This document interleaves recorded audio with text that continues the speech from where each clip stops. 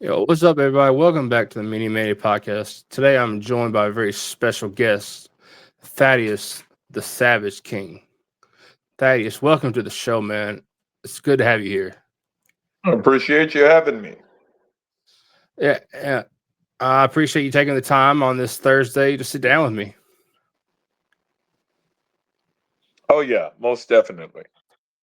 And I gotta say, I was looking forward to it. I love the mask. I love the whole Savage King. I love it. I love everything about what you're doing. I love it. Oh, I appreciate it. Thank you. It comes from here. It comes from here. It's a lot that goes into it that a lot of people don't understand. Oh no, I was able to check out one of your previous interviews with another good friend of mine, Chris Page, over at the CCP podcast, and I was able Oh to yeah. learn a little bit more about the Savage King.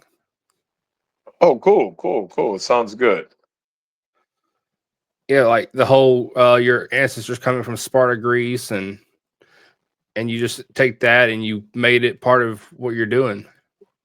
Yes, most definitely.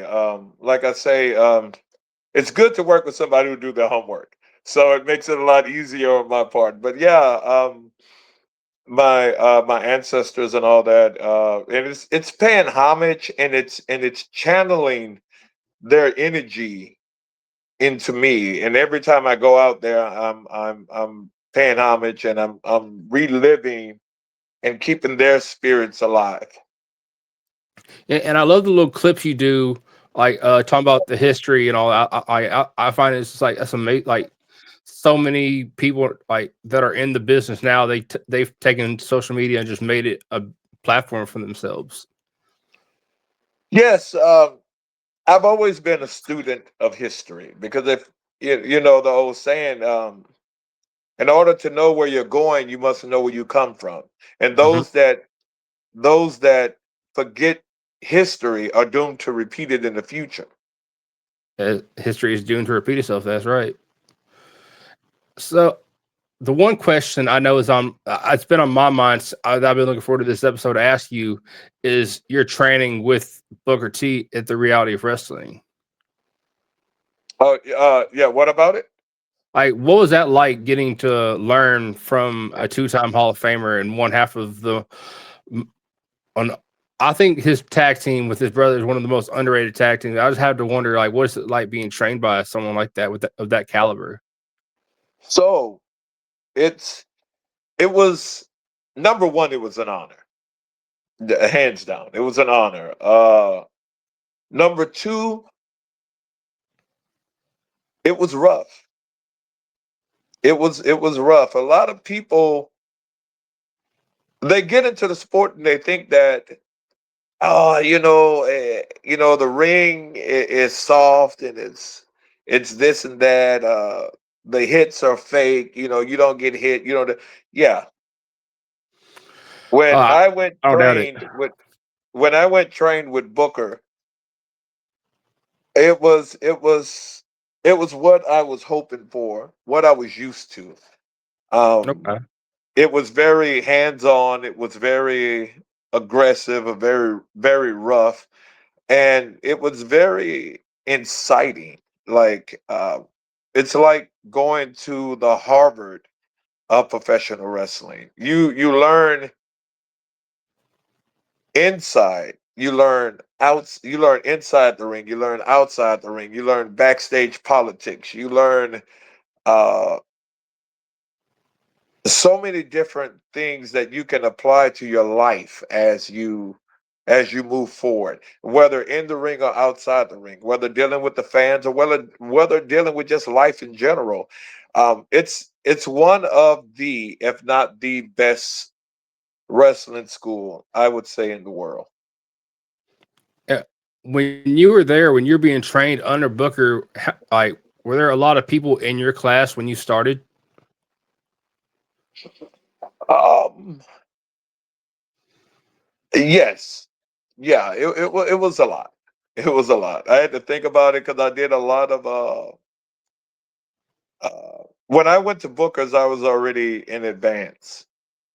Okay. So I did a lot of advanced training. But the class that I actually started with, yeah, it was a lot of people. Maybe Did about you 30, 40. did you know a lot of them, or were there a lot of them that you just didn't know?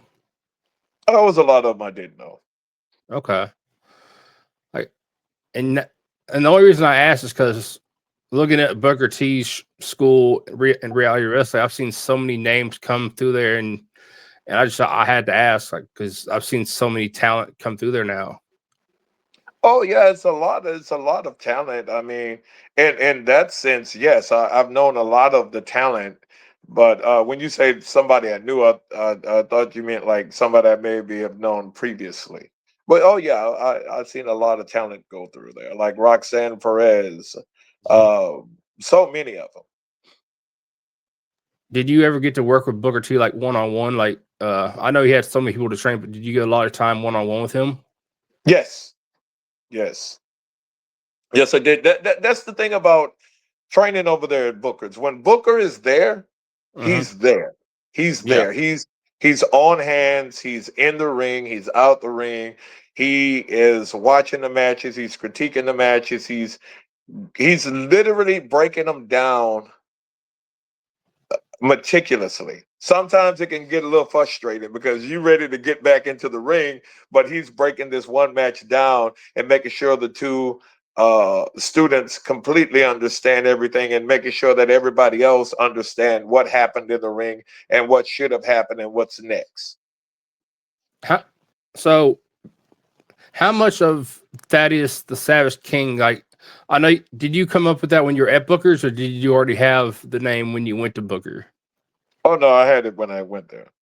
How much like did it evolve more after being at Reality of Wrestling? Oh, most definitely. It's still evolving. It's still evolving. It is still a work in process. I'm still learning myself daily. Um, when I went there, it was very raw, very rough, and it has. I've been being refined more and more that I'm there. So every time I get an opportunity to work at Reality of Wrestling, I take it. I jump at it. I would too if I was in your shoes. And I've been looking at some of the promotions you've been through, and there's just one I know firsthand. I know one of the guys that does a lot of the work for it. Uh, you were at one of their most recent shows, Air Takeover Wrestling, Airmore Takeover. Yes. Yeah, I how like that's in North Carolina. So do you get to like where do you go a lot of like?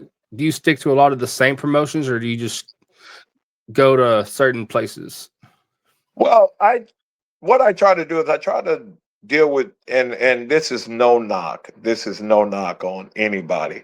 But I try to deal with more promotions that are TV, that are TV based. Yeah. You know, that's the promotions that I predominantly try to deal with, the ones that are TV based. Like I work with Rodney Mack and Jazz at Dog Pound. You Okay. know, I'm about to do some stuff with them at what is it? I, I work at a company called I think it's SEW or SWE, Southern Okay. Extreme Wrestling. So I do a couple different ones, and some of them kind of sound similar, but I'm trying to do some work with them. SWE, I think it is. Uh, Plus, like I'm like tomorrow, I'm flying down to Mexico. I'm going to Mexico City. I'm gonna be working for Stars SWW out there. That's an amazing opportunity. Oh yeah, yeah. I'm looking forward to it. I'm gonna be working Tejano, Junior, Electro, and I think it's Pasia. Yeah, tomorrow. Yeah, so I'm excited. I'm looking forward to it. So, how many countries and states have you wrestled in, or if you haven't already, which ones do you want to wrestle in? I know, again, I was my buddy Chris Page. I was able to watch your episode with him, and you were like, you had buddies that just did a show in Paris, and you want to go to Japan and wrestle. Yes, yes. I want to go everywhere possible. Um, I've wrestled in the Caribbean. I've wrestled like I'm going to Mexico tomorrow. I wrestled all over the states. I've wrestled in Greece. Um, but I wanna make a staple in Japan Hmm. and Mexico, uh, Canada, Australia, um, the UK, most definitely. I want to get everywhere. I want to get everywhere. I want the Savage Kingdom to just spread and take over and encompass the whole world. The Conqueror. The The, Conqueror. so, how was it wrestling in the place where your ancestors came from in Greece? Nostalgic. It was not to sound cheesy, but it may sound cheesy, whatever. I personally don't care. Um, it's like I could hear, Yeah, like the warriors and wars that went on before, and the battles that went on before. It's like I could hear it, you know, it's not and cheesy at like, all. yeah, yeah, yeah. It I felt embodied. I felt, um,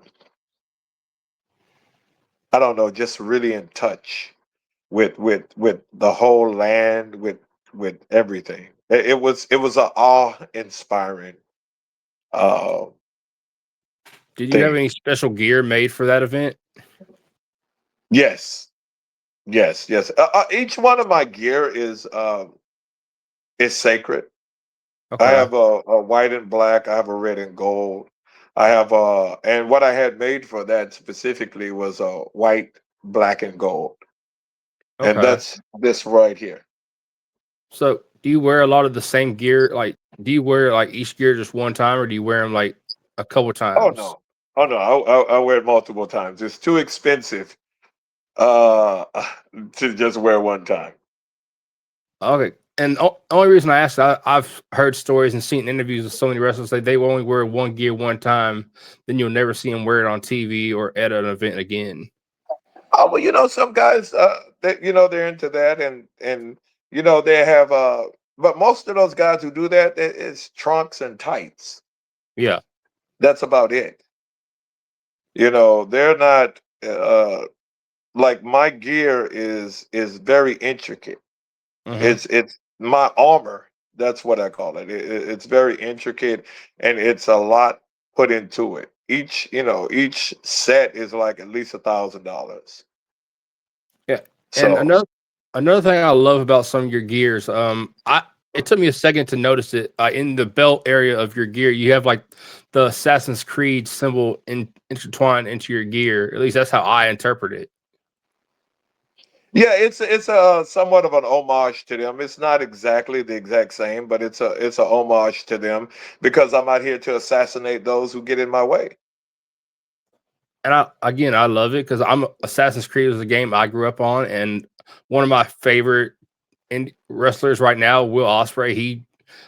He has so much of his gear inspired by it, and it's like to see you do. I'm like, okay, there's more people out there that appreciate it. Oh, freaking love it, man! I love it. Assassin's Creed. I mean, one of the greatest games ever made. And another thing that I found out by watching your interview with Chris Page is y'all were talking about your comic book, and I just that interested me too. Like, how did that come to be? So I've always been into writing. I've always been into movies, animes, comics, the all the whole superhero stuff, the good versus evil, all that kind of stuff. And when I would go to, I was already writing on some movies. I was already writing on some TV shows that I've been working writing on, and because writing is one of my passions.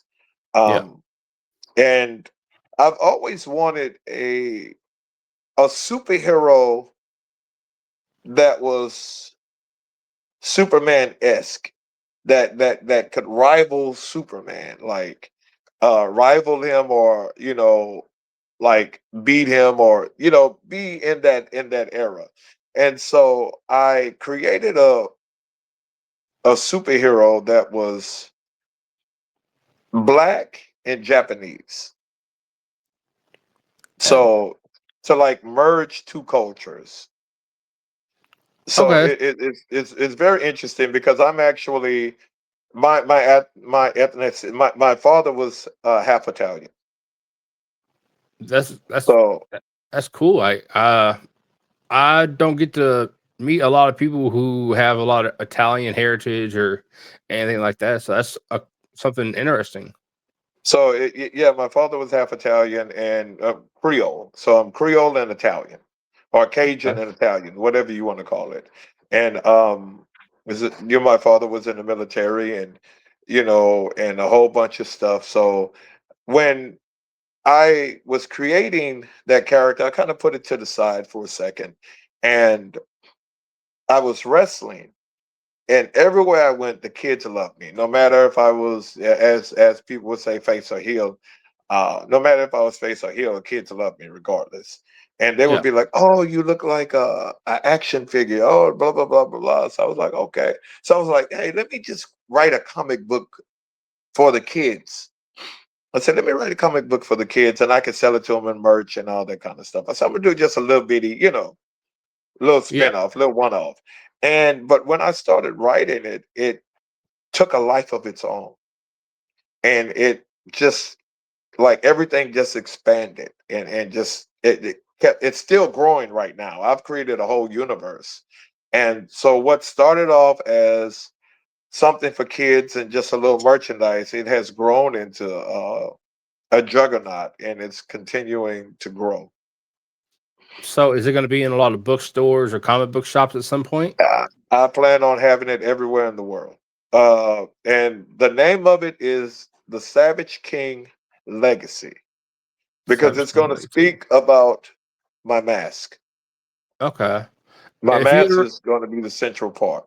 if you ever come to a show in Tennessee at any point and it's close enough to me, I'll have to come to the show and and if you have any of them with you, I'll have to pick one up from your merch table. Almost definitely, but I plan on having it on Amazon. It's going to be on Amazon. It's going to be on Webtoons. I'm going to have some episodes on YouTube. Plus, I can mail them out, send them out. I'm going to do 100 limited editions for the first 100.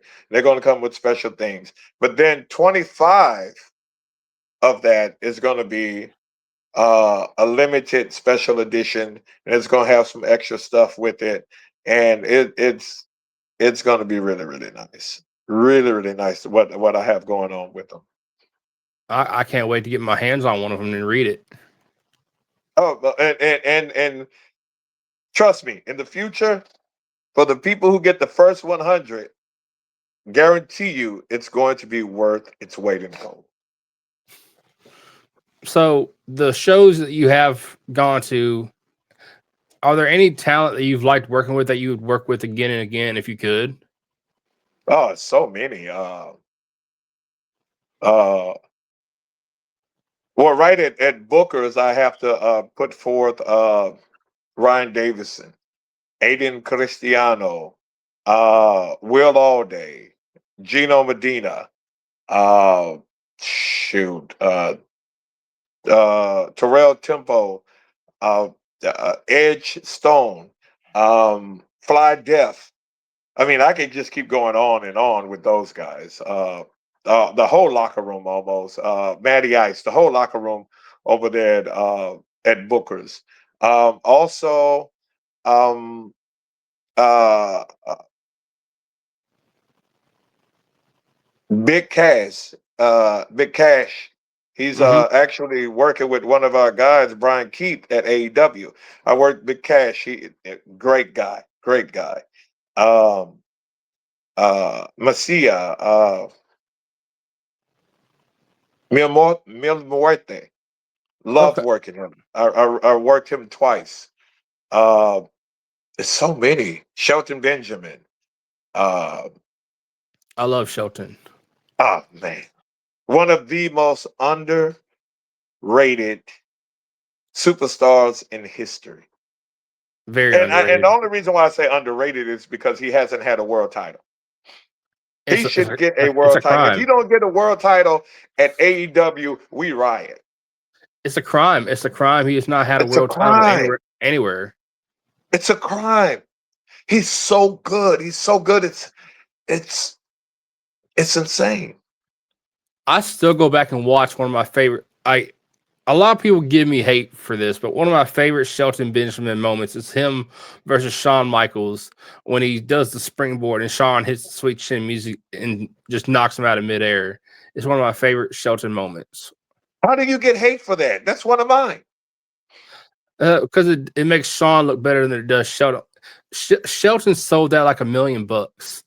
I mean, you got to think about it. You're only as good as the guy you're working. Hmm. And if it makes him look like $1 million, then what is that saying? But those on the other side, we can see, we Hmm. know, we can tell.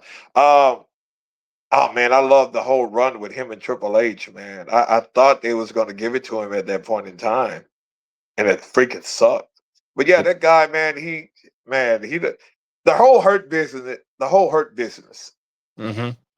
insane. Well, Hurt Syndicate, my bad, is insane. The whole Hurt Syndicate is insane, man. I love those guys. I would love to work with those guys Like because I love to hurt people. we hurt people. We hurt We hurt people. the whole like the song they use, the group. It's just like Bobby Lashley, my boy MVP. I'm really cool with MVP. Uh, yeah. I love the whole Hurt Syndicate period. The only thing that I miss is Cedric Alexander. well, his That guy. contract, his contract with TNA, I think it just expired not too long ago. So who knows? That guy was so freaking good too. Well, He he's is amazing, and I love his finisher, the lung, lumbar check. lumbar check. Yes, it's freaking sweet. He was the first one I ever saw do it. Yeah, yeah. I attempted it, and I was like, yeah, no, I don't want to hurt nobody. I So, want to hurt somebody, but I don't want to injure somebody to where they're not working anymore. Because I yeah. was tossing guys up, and I was like, yeah, nah, this is not for me. So I want to ask some. I want to ask you this because you're able to see it from the other side. We were just talking about the Hurt Syndicate. What do you think about the whole West Side Gun thing that's been going around this week? Oh, about him getting kicked out? Yes. I don't know enough to speak on it, to tell you the truth. I only know a Okay. little bit. All I know is what I told you just now, that I heard he got kicked out. That's all I know. Yeah, like I said, I just want to ask someone on the other side who's able to see it from your perspective. What? Give me a rundown. Like you being a talent, and like being able to see it from a fan perspective and from a wrestler's perspective. Why did they kick him out? I I I don't know. I haven't seen a lot of facts about it. I've seen a lot of hearsay. Like some people are saying it's because he works with AEW, he makes music for them, and some are saying he does like his whole promotion fourth rope. He lets his guys work with AEW talent, and they're not. And WWE apparently was not for that. So they're saying it's a conflict of interest. Yeah, but I don't see what that have to do with him getting kicked out of a show, out of the crowd. Honestly, that's being petty. It is. If you ask me, but um, Sorry. No I had to, problem. Yeah, I, I, I, I, I think that on one side, I can see what WWE was thinking. I yeah, get it. You're the competition. You're here. Why are you here? Are you here to mock us, or you here to, whatever? But then again, from his side, you can tell that he's a fan. You can tell that he hmm loves the business. he does. Otherwise, he wouldn't be in it. And so I think it's just a messed up situation all the way around. Honestly, I can't really point the finger at anybody because I can see definitely from his position, like, hey, I'm a fan. I'm here. I'm trying to enjoy your show, and I'm trying to support Yeah. you as a company. hmm So do I think that they could have handled it better? Oh yeah, 100%. So going in with 2025 about to be over, are there any moments in 2025 that you've enjoyed the most uh, at shows, or and with 2026 going forward, are there any big things coming for the Savage King in 2026? Oh, 2026, yes. This is going to be the biggest year ever, ever. In 2025, I I'm a person that really doesn't like to live on past accolades. Uh, that was then. It was good, whatever, good, bad, indifferent. That was then. I Yeah, like to focus on the future, the here and now in the future. 2025 was good. It was good. It was building. It was building blocks. Is there any particular moment that I would like to say that stands out? Um, no, because I try not to let anything stand out. Because in my mind, for me, when I allow something like that to happen, it gives me a platform to stand on. And I don't want to stand on a platform. I want to continue to climb. I want to continue to be hungry and just doggish, gritty. you want I want to climb. And I don't want to live on past accolades. I don't want to live on anything that happened that I can look back and say, oh, I was proud of that. Maybe down the line, but right now I'm just ready to get it. you want to stay conquering. You want to always be ready to conquer. It's a big world, and I want to make it mine. I get that. Well, uh, if you had to leave anyone who watches this interview who might want to be a pro wrestler or just involved in the pro wrestling business, what would you leave them with?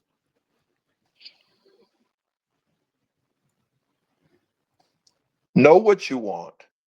Know that 9.9 times out of 10, it's not going to be easy.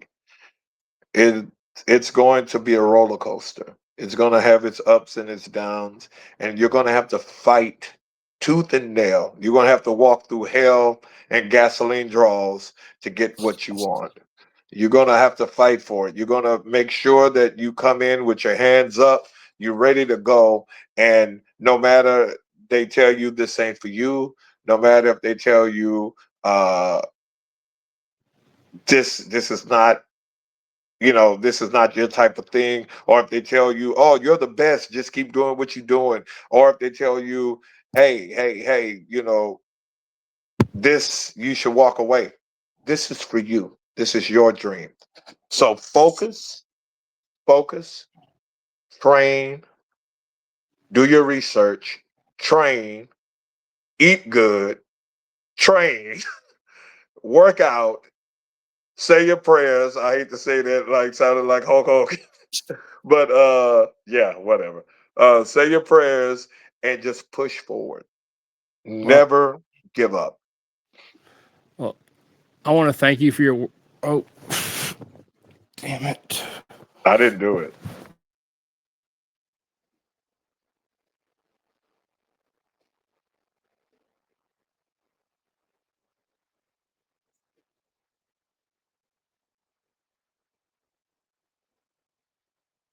Ladies and gentlemen, I think we're having some technical difficulties. He'll be back in a second.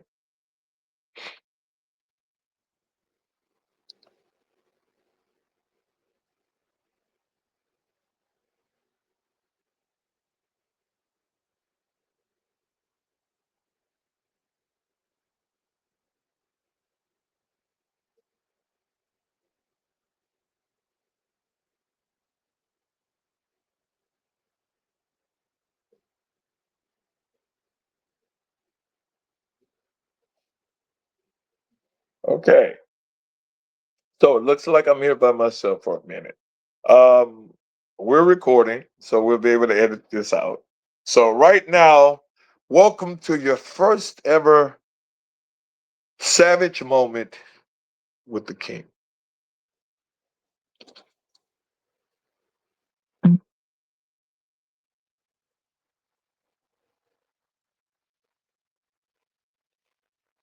Oh, by the way, I have t-shirts available. I have pictures. I have these new little bobblehead action figures that are available. Flags, wristbands. What would Savage do? Um, you name it, I probably got it. So hit me up, DM me, and we can have some fun. Uh, I'm so sorry. My internet cut out for like 2 seconds. I'm so sorry about that, Thaddeus. No worries. I was Yeah, on here talking to myself, talking to the people. yeah. Like I was saying, I want to thank you for coming on today and like sharing your wisdom and just getting to see a little bit of the Savage King. Oh, I appreciate you having me on. Thank you. And I definitely love to have you on another episode when we have more time. Oh, most definitely. Most definitely. Like I always tell them, join the Savage Kingdom or become a victim of it. And I You do have some stuff that's coming up pretty soon that you can look forward to. and you heard it from the Savage King first. Join the Savage Kingdom or become a victim of it.